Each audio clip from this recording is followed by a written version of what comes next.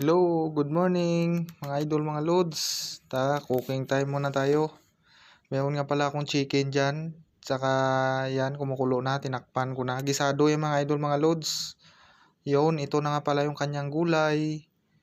Sayote at saka may siling green.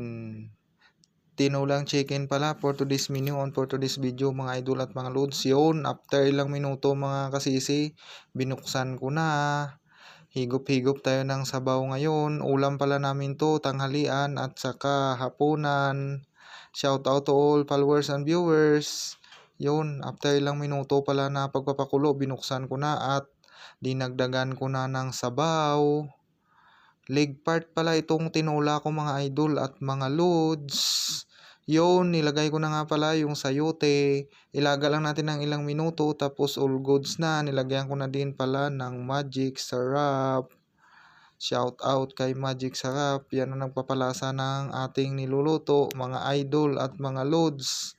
Nandyan na rin, nilagay ko na yung siling green. Tapos sabay minikos-mikos. Yun. Tara, samahan nyo ako dito mga idol at mga lods. Ito na nga pala, luto na. Thank you for watching. Bye-bye.